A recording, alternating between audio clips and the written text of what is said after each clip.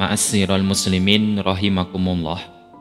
Misteri Ainul Hayah, sumber mata air keabadian, di mana orang yang minum Ainul Hayah ini diyakini dia tidak akan mati sampai hari kiamat.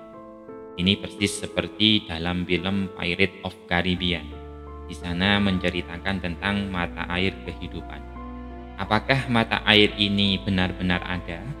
Yang dulu dikisahkan bahwasanya hanya ada 2 orang yang pernah meminum dari mata air tersebut, yakni dari golongan kebaikan Nabi Khidir alaihissalam dan dari golongan kejahatan atau kegelapan yakni Musa Samiri.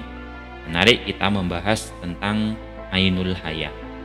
Dalam sejarah Islam, Ainul Hayah merupakan mata air kehidupan yang berkaitan dengan kisah Nabi Khidir alaihissalam. Kisah ini saya ambil dari beberapa sumber. Karena sudah dikenal oleh banyak ulama terdahulu bahwasanya penyebab Nabi Khidir dipanjangkan umurnya adalah karena meminum air Ainul Hayah.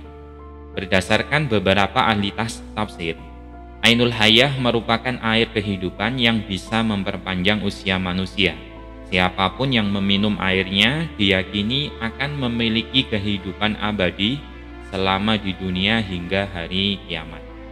Namun keberadaan Ainul Hayah sendiri masih menjadi misteri hingga saat ini.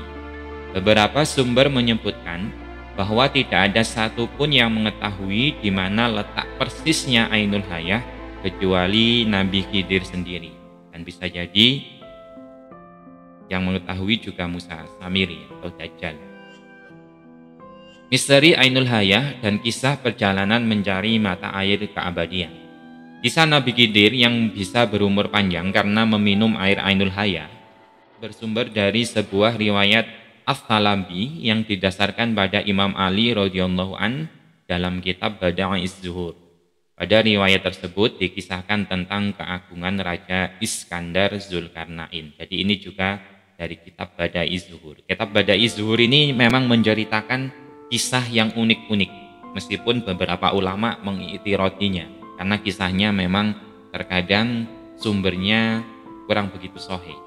Tapi yang namanya kisah, kalau menurut Imam Iraqi, ahli sejarah, ahli tafsir, ahli hadis, dia punya kitab namanya Alfiyah Iraqi. Beliau menjelaskan kalau dalam sejarah itu, dalam tarikh, dalam kitab tarikh mesti mengandung beberapa kitab atau hadis sahih dan beberapa hadis yang mungkin lemah atau dhaif.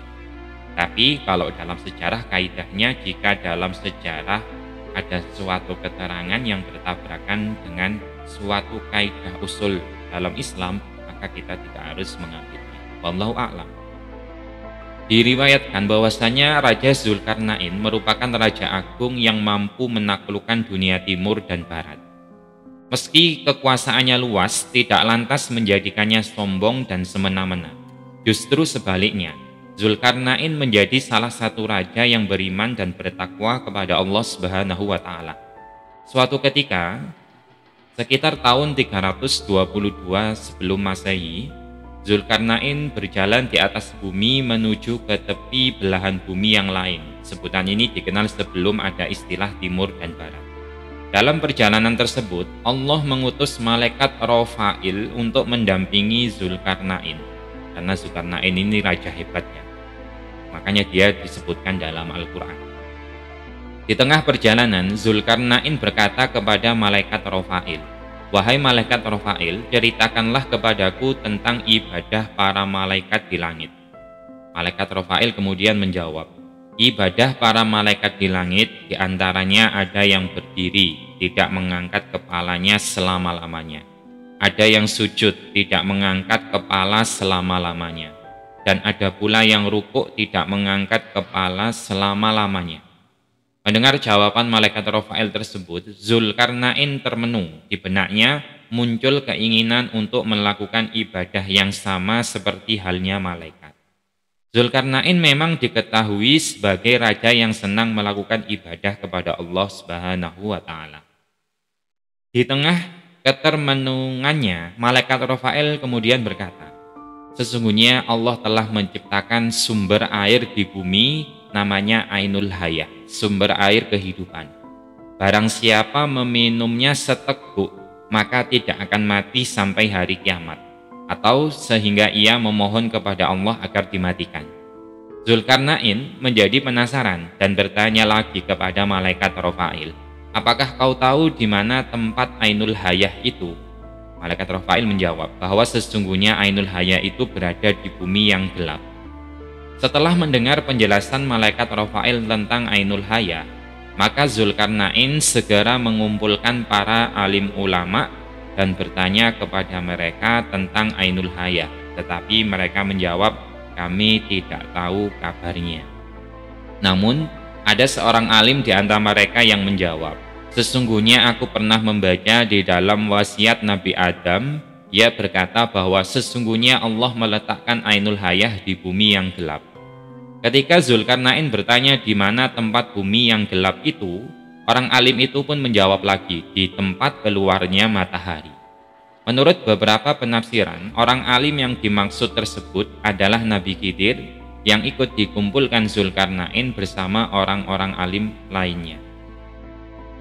Nabi Khidir kemudian menjadi salah seorang yang diajak Zulkarnain dalam ekspedisinya mencari sumber mata air Ainul Hayah tersebut. Nabi Khidir pun diketahui menjadi salah satu yang memimpin pasukan. Mengutip Janibal Ma'rifah oleh Dafiq Rahman dalam bukunya, mereka menempuh perjalanan jauh untuk mencari Ainul Hayah hingga menjumpai tempat keluarnya matahari tepat pada arah kiblat.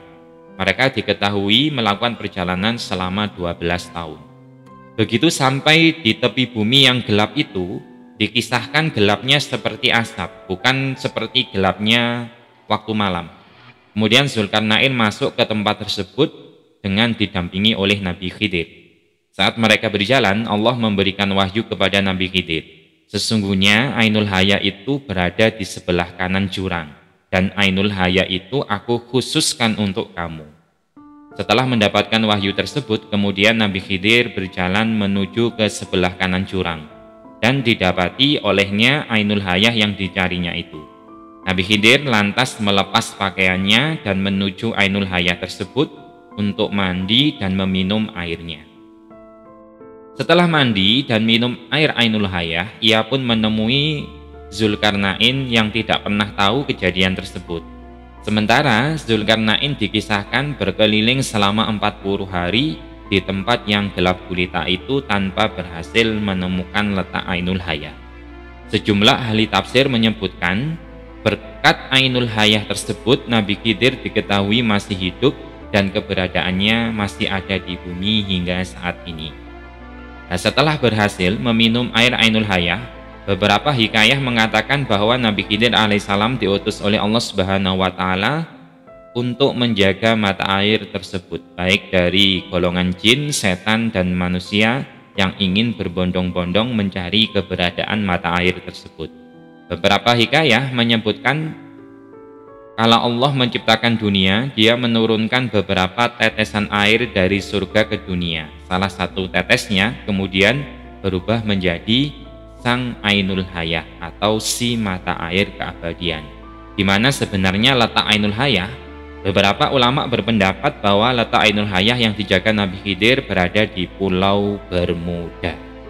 Oleh karena itulah banyak kapal dan orang-orang yang hilang ketika melewati daerah tersebut, karena para setan berbondong-bondong mengelilingi tempat tersebut untuk merebut Ainul Hayah. Nah, kisah perjalanan mencari Ainul Hayah tersebut juga ditafsirkan dalam kitab Al-Futuhat Al-Ilahiyah. Namun kisah ini juga memiliki beberapa penafsiran yang berbeda.